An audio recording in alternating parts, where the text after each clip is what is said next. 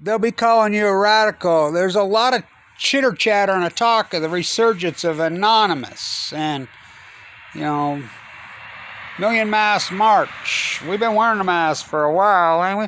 So I want to talk about this Black Lives Matter, the evolution of the Anonymous. Look, this all in the early 2000s brewed in New York City.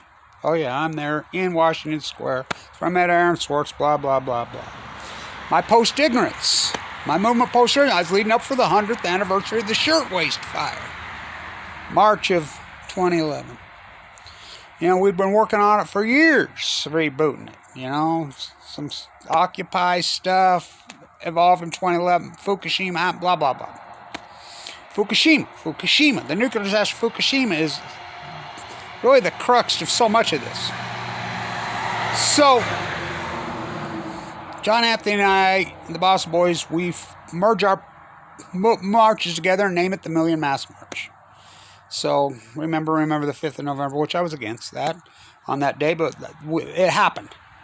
So 2013, I give the inaugural speech. It was intense, it was radical, but 2014 was much more radical. Now remember, there had been some serious hardcore murder by cop here in Utah. Danielle Wu had been shot in the face and murdered. The Matthew Stewart nightmare over a marijuana plant. So in 2014, in the streets of Washington, D.C., we shut down. It got so fucking radical and so fucking intense. I've been in the street in rallies, as you know, my path, so many. I've never seen anything like it. Larry Schwab is there. There's a group of us. There's some young African-American men and a young girl there. Very young. Radical. It's intense as fuck.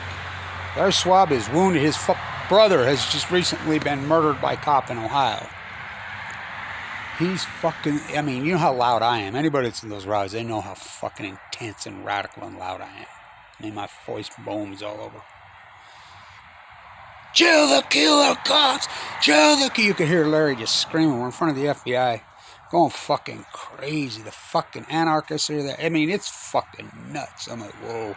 Energy. I never felt intensity at a fucking rally like that, and I've been to a lot of them. Young man and young girl, very young, come right up and they're like, fuck, they don't give a fuck about any of us. And they're pointing right at the FBI. They're pointing right at them. You know, the cops are right there. And I look right at them and I says, they don't give a fuck about any of us. They could give a fuck if they killed every fucking one of us.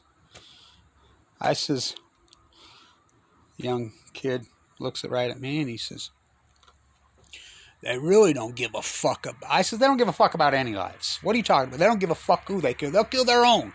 You know, and this rant's going on. It's intense. There's a lot of people circled around. It's a circle right there in front of the FBI. Trump's fucking hotel's right there.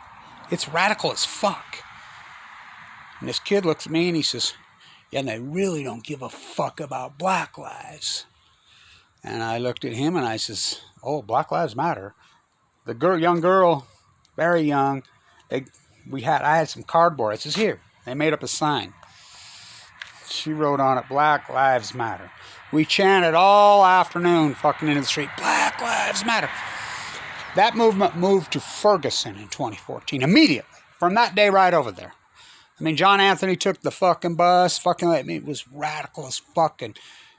Really, I don't know if it was done before it was signed or said, but that's the first time I ever heard it.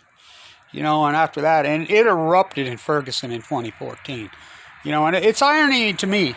We had 7 million people in the Million Mask March. Fucking John Anthony, myself, fucking Steve Grant, and fucking, you know, these grassroots. Sarah's dead, you know, one of the original founders. A lot of them original founders are dead. A lot of the Ferguson activists are dead. A lot of the ones in Baltimore we were involved with that were right there. They were incredible. Dead. You know, remember the kid in the van sliding around? They fucking broke his neck and killed him and let him go, you know? A lot of those activists are dead. You know, I don't know how I'm not. They starve us out, whatever. But that's the first time I ever heard. We got no media. No, Azar-T. Those fuckheads. You know, and then, of course, in 2015, the head of RT, you know, the former Tas Pravad, Minister of media was killed right there on the 5th of November, right there. DuPont's in the hotel, beat to death on the 5th. I mean, that was 2015. I was in New York leading. That's where I met AOC, blah, blah, blah. So, I know COVID-19's changed the act. You know me, I'm the street activist. It's like I work up and down the coast. My equipment's a fucking sleeping bag, This COVID's really, changed my path. I mean, I'm doing as much as I can.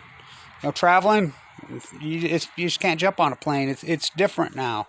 We don't have hearings. I can get up in their fucking face. I can't go talk to Romney. I can't go talk to all these different people that I have in the past. These political candidates, they don't show their fucking face. It's a different landscape right now. I do my tide pool work. I'm still involved with the peace vigil in front of the White House. We're the ears and the eyes. I talk to Craig almost every day, Thompson. He's right there every day. Right there in D.C., right there where we always were. So I just wanted to get that out of, anonymous. Fuck. I'll show you fucking anonymous. Anonymous, until you get some real information out there and you do the fuck, don't call yourself fucking anonymous to me. Don't call yourself, you don't shit about my fucking path. If you only fucking knew. A lot of people don't know my path. Shit I fucking done. Shit I put into the internet. Ooh. This is a long, ugly, hardcore fucking battle. And don't pick it. I'm telling you, I'm warning you. You young guys, just don't do it.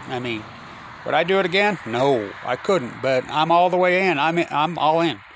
Freedom Eisenhower to Kevin Blanch, the greatest anti-nuclear activist, besides maybe John Lennon who ever lived. Kevin,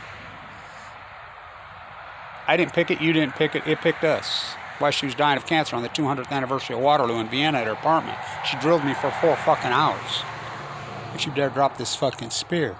They gone out on the internet, and everybody's Trumpettes versus fuck Trump, fuck Obama, both. Fuck them.